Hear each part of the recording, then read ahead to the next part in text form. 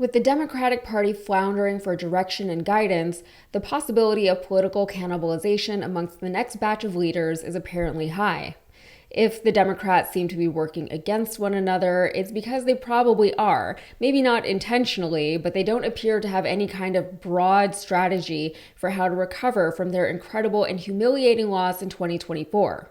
They have some strategy, of course. They're going to move their entire party platform further to the right, even though that hasn't really proven to be a successful strategy for them in the past. And they're going to covet and cater their platforms to a handful of billionaire donors instead of their usual giant pool of small donors, which is great for the rest of us, right? We are witnessing the official Republicanization of the Democratic Party. It was subtle and unspoken before, but now it is their stated modus operandi. But where the Republicans would more meticulously plan out who runs for which positions in which districts or states, Democrats aren't doing that, at least not as far as we can tell. Winning politics in this country isn't just about having the most popular political positions or the most popular candidates. It is a game of strategy. It requires strategic overhead planning. For one, you have to look at distribution of voters compared to elected officials, because the distribution is what will cost you during presidential elections. The groundwork needs to be laid in advance. The Democrats, just based on population density and the concentration of Democratic voters in blue spots compared to the Republican sprawl everywhere in between, already have to overcome a huge mathematical disadvantage.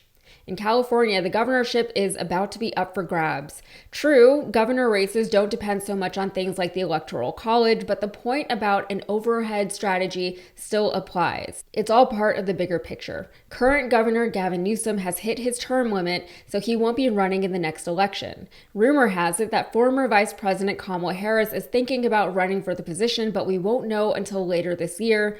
But while she takes her time making her decision, that race is already getting underway. We know Kamala loves a late entry, but it didn't work out very well for her last time, so you would think that she would be a bit more proactive this time around while she has the time to be. But former California Representative Katie Porter has just announced that she will be running to succeed Newsom. Californians hear a lot of excuses from elected officials. That's a complex problem. That's proving challenging. That's not my job. It's too hard. What a bunch of... What we need is new ideas, a willingness to take on dangerous leaders and their corrupt enablers. Porter is more progressive than Harris and very popular amongst the younger and more progressive voting population, many of whom find Harris to be lacking as far as what they would look for in a candidate in any kind of statewide or national role. That said, Porter did make a play for U.S. Senate last year, but she lost pretty badly, coming in third in the state primary, with the seat ultimately going to Adam Schiff. Furthermore, despite the 3-minute-long video Porter posted on X announcing her candidacy, the San Francisco Chronicle claims that if Harris runs, Porter will likely drop out of the race. It said Porter likely won't run if former Vice President Kamala Harris does, according to a campaign source who asked not to be identified so they could speak freely about her plans. Harris plans to decide whether to run by the end of the summer. Not sure how credible that source is, but Katie Porter has also made statements in the past suggesting that if Kamala Harris runs for the governorship, she would not. But I would hate to see someone like Katie Porter drop out of a race like this on account of Kamala Harris. But again, it all comes down to what makes the most strategic sense for the party and the people. For instance, could either Harris or Porter better serve their communities in different positions? For example, they both have legal backgrounds. Maybe one of them could take a prominent position somewhere in the court system while the other one serves an elected office. I am no political consultant and I don't pretend to be, but Kamala's presidential loss was rough. It was hard to watch. Firstly, let's give credit where it's due. Considering how little time she had to launch and run a presidential campaign, the ground she covered and the progress she made during that time was impressive. Still, she wasn't necessarily anyone's first choice for president. She wasn't primaried, something that Republicans and Democrats alike took issue with, and she wasn't necessarily who people were voting for back in 2020, even though her name was on the ticket. Back in the day when the Democratic field was overcrowded with presidential candidates, she was not the most popular amongst them, and during her time as vice president, she wasn't seen to have done a whole lot. She was quite the absentee VP.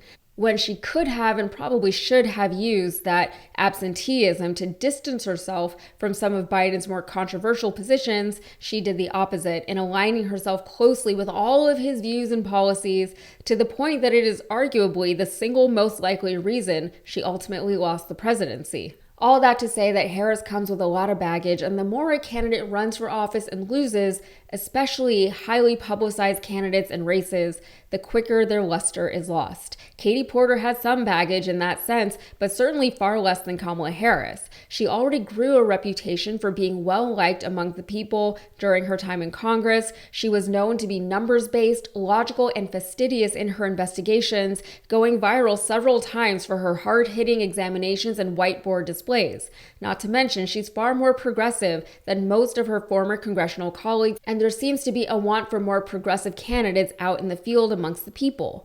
The question now is whether or not Katie Porter can brand herself as someone Californians statewide will vote for, especially after they rejected her for senator. It really, in my opinion, comes down to how effectively and strategically she can run a campaign.